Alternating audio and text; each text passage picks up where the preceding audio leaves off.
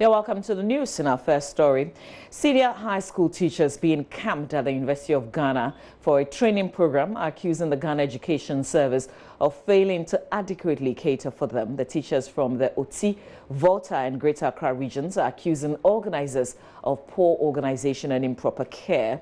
Following a press release from the Ghana Education Service, the second cycle teachers converged on campus on January 12.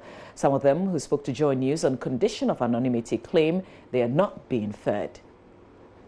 I'm a teacher in one of the senior high school in the Volta region, teaching mathematics. We just had a letter on our platform that we had to attend a workshop. That was yesterday, was the reporting date. So we all came to attend the workshop. Before then, we were told that we will be given food, accommodation, food. We'll be fed 3 times a day, and they assure us that we should get, how we manage to get there, we should do it. When we get here, we will be given a transport as well. So yesterday we got here, my school got here around 3:50 that way. As we got there, we realized that a long queue has been formed, and as we questioned, they said we had to register for rooms. So we went through the process, and I got a room. But in the night, some people were complaining that they've not gotten a room, and some still complain that the room given was no fan, even the light wasn't good. So that's it. And as at 6 that way, we were called to come for food. So as we got there, they serve about 20 to 30 rooms, and we were told the food got finished. So majority of us, we didn't get food. I questioned them, they said, oh, the food got finished, they are yet to bring another one. And I waited patiently. So most people left. We were called later on again that the food is in, we got there, and that one too got finished. And now it's left with only bread. So you'll be given a 4 slices, then you have to go and share with your colleagues. Some of them are sleeping. They said they won't come because they've not eaten. Yesterday they've not eaten. They didn't even get any better place to sleep, and they were denying food yesterday. And today too, they've not gotten any. So until they've gotten food, they won't come. So they are waiting for the lunch. If they take that one, fine, they can come.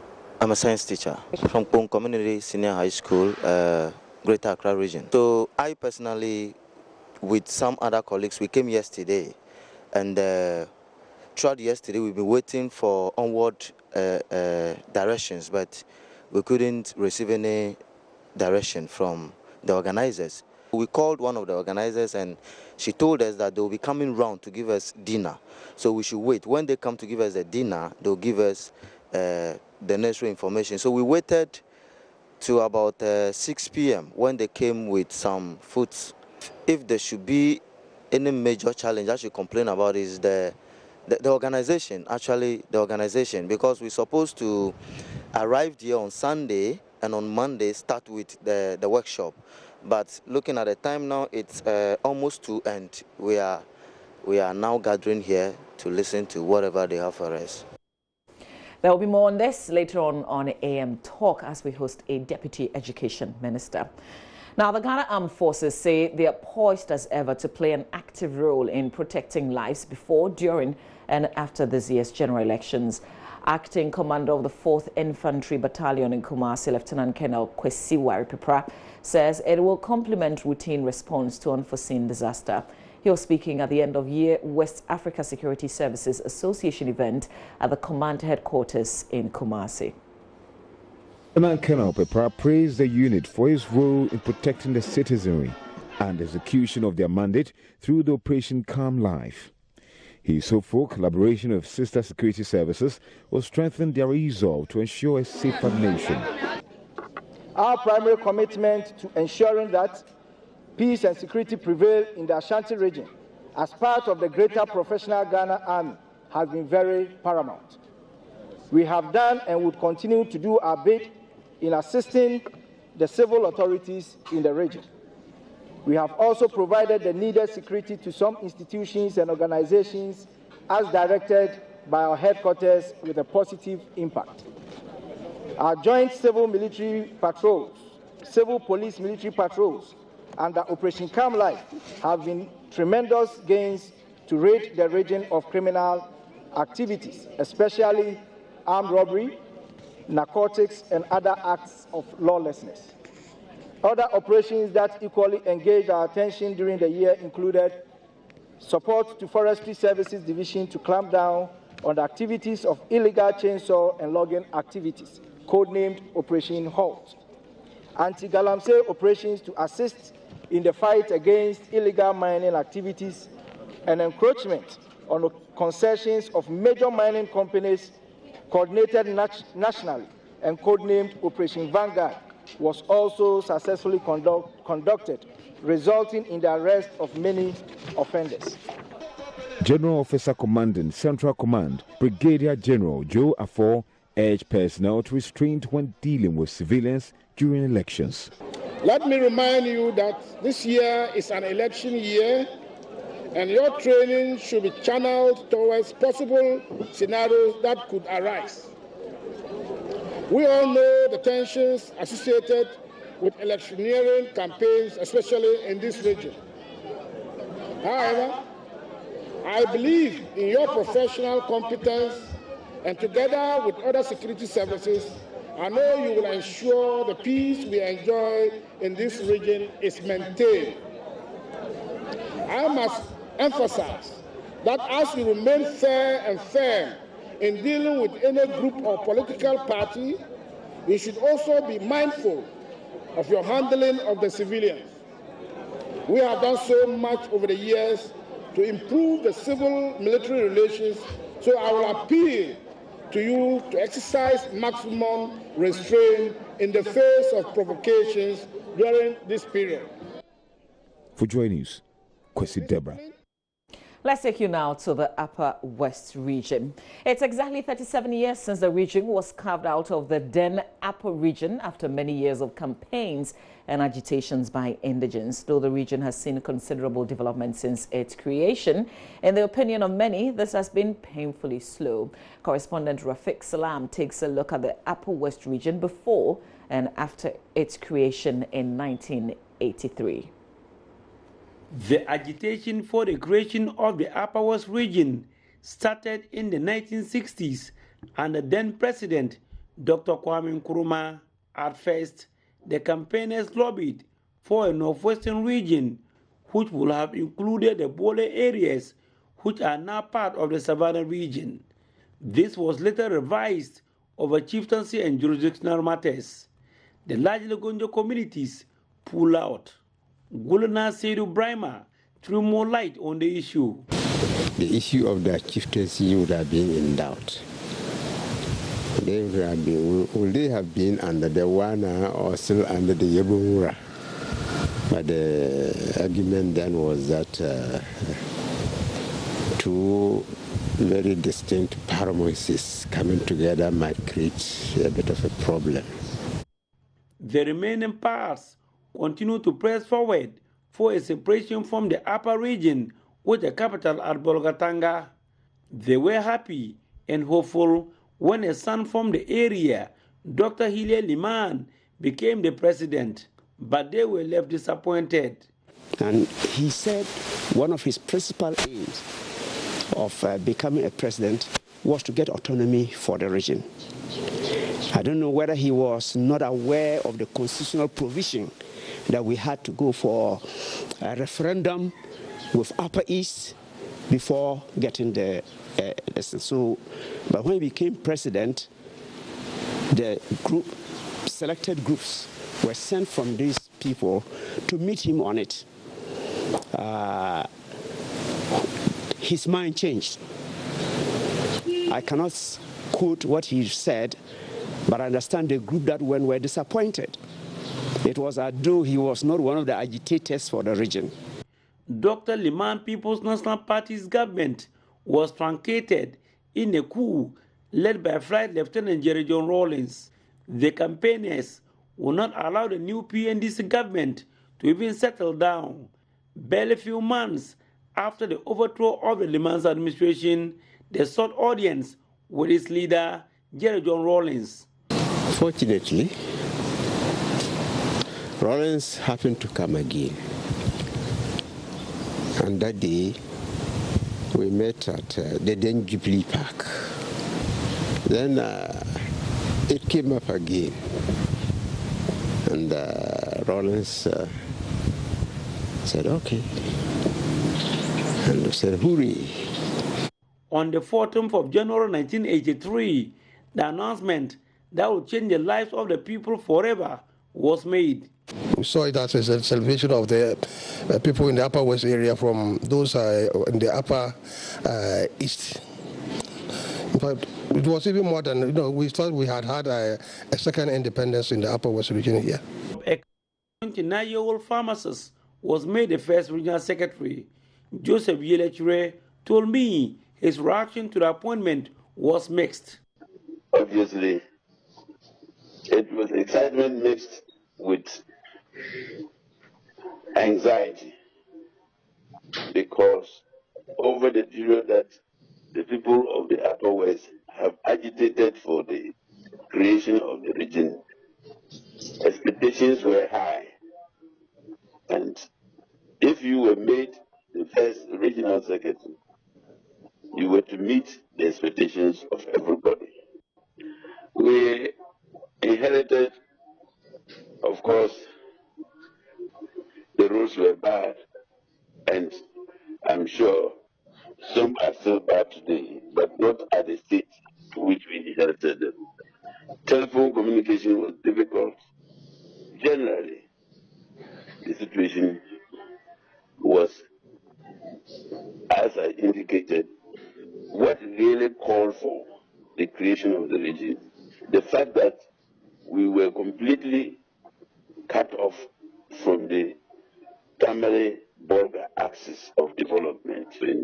But it was mixed, because I didn't know how to satisfy the people of the Upper West region within a very short period, for them to feel the autonomy they were getting as a region on its own.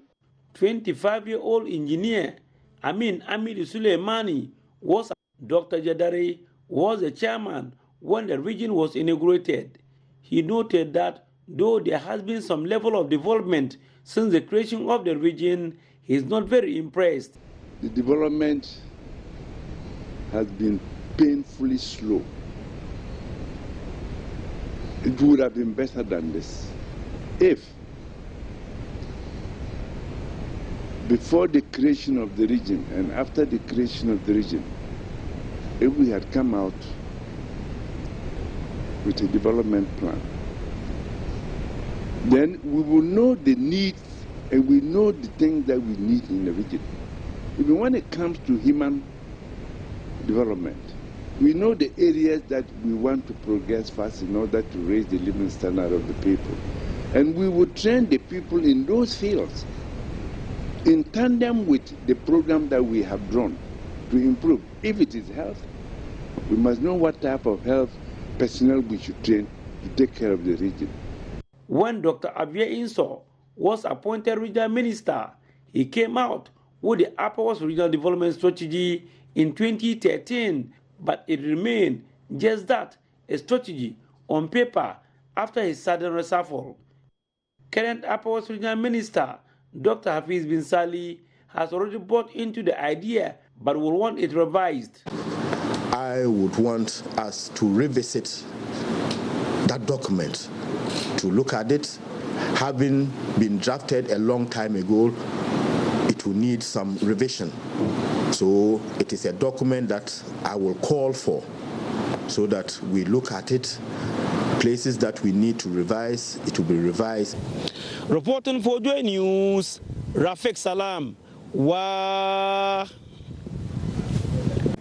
Now, at least 500 children, together with their parents at VIA in the Bongo districts of the Upper East region, have received free health screening as part of a New Year outreach organized by Little Feet Foundation, a charity organization in collaboration with the Redemption Assemblies of God Church in Bolgatanga. The children were also given some clothes and educational materials to help make life a little more comfortable for them. Here's a report by correspondent Albert Sori. Little Feet Foundation is a charity organization which started 4 years ago, providing shoes for underprivileged children in the Upper East region as a way to motivate them to stay in school. The organization later provided books and pencils in addition to the shoes for these children and often organized educational talks for them. Sally Azoteyene is the founder of Little Feet Foundation. But everything was self-sponsored with the team members. We all came together to contribute the money for this. And so we need a lot of support. This is a good cause. We also had a few donations from 1 or 2 friends. So far we have 10 doctors currently here. 8 came from Accra yesterday, then 2 came from Tamale. We have like 7 or 8 midwives. We have 3 pharmacy technicians. We have 1 lab technician. Then we have about 10 to 15 nurses all here. So it hasn't been easy getting everyone on board. This year, Little Feet Foundation collaborated with the Redemption Assemblies of God Church in Bolgatanga to bring the outreach to the Via community in the Bongo district. At least 500 children, together with their parents, were given free health screening and lunch, whilst some clothing and educational materials were also donated to them. Dr. Delasi Kwame Beko is a member of the medical team. We also paired up with a team, to do hepatitis B screening. Quite a number of them in all these categories: children, women in reproductive age, pregnancy, etc. Suffer from anemia. So we've come with the worms, because worms are one of the causes of anemia. We have a few over-the-counter treatment for them as I speak. Head pastor of the Redemption Assemblies of God Church, Pastor Lazarus Akabore, explained why the church supported the outreach with Little Feet Foundation. At least for more than 7 years now, we have a small church here. So I've been coming to this area via particular, and I've been having service with the people. And I've seen their plight, I've seen the need, their health needs, as well as their spiritual needs. So when this opportunity, the door was open for me, I decided to come here and at least be able to meet their physical needs. Assemblyman for Via, Robert Ayarika, said the outreach was very helpful to the people of the area. Some of us, we do have some sickness, but we feel sad to come out. And some always say they don't have money to go to the hospital. They have voluntary comes out to attend to them. So this thing, it will really help the community. For now, Little Feet Foundation is calling on individuals and organizations who wish to support their worthy cause to reach out to them via their social media pages. For Joy News, Albert Sori, reporting from Via. Well, we've got more sport headlines, more conversations, particularly on Bass's move, as not everybody is convinced about this new appointment. Benedict Owusu will be with us right after the newspaper review with more of the analysis. Well, thank you for joining me for the news. We've got more headlines in the newspapers. We'll also review our website, myjoyonline.com. That's coming up. Today, I don't have my guys with me. Roland is not here. Kojo is not here. But Komla Adom is here with me this morning for the newspaper review. Stay with us. I've got one question for you, though. Is January, as they say, crawling for you? Today is 14th. Do you feel it's moving maybe normal, a bit faster, or it is simply slowing down? How are you holding up? If you've paid the fees, what is left? I would love to know. So send me a WhatsApp message. We'll come back with more right after this.